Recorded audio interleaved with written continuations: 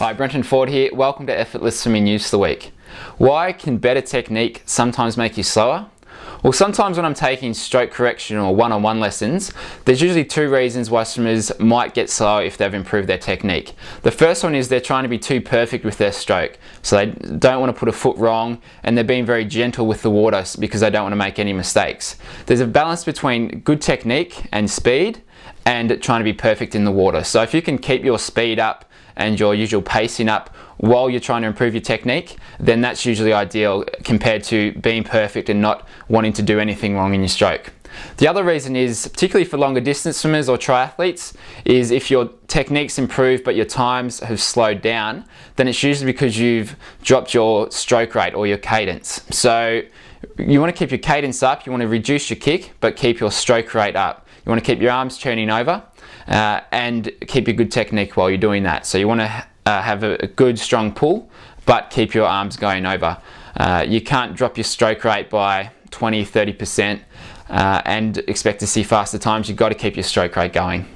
How many sessions a week should you be doing if you want to improve? Well, I find for most amateur triathletes and swimmers that it's usually 2 sessions a week if you want to maintain your swimming, or 3 sessions or more if you want to improve. So I recommend 4 to 5 sessions depending on your work and other things, but 4 to 5 sessions is usually a good number. But if you can only fit in 2, then you can generally maintain your swimming depending on what level you're at. Resistance training is a really good type of training if you want to push the limit of your strength and your power. So you see it done in the gym, you sometimes see it done with track and field athletes, how they run with a parachute behind them. You can also do it in the pool. There's 2 ways that I like and I recommend. The first one is with stretch cords attached to the block.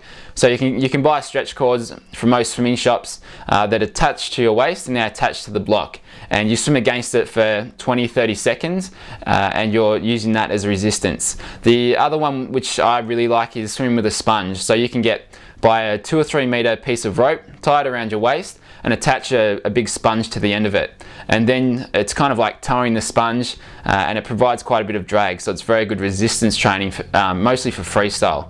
So I like to use a sponge in training. You can improve your respiratory system using a power lung. So it's a device that you can use for a couple minutes a day where you breathe in and out of this power lung. And it gets your lungs working and your muscles that you use for breathing, it gets them to work and it stretches them and it pushes them so you can grow improve your respiratory system. So I've used the power lung in the past and it's very good. It only takes a few minutes a day.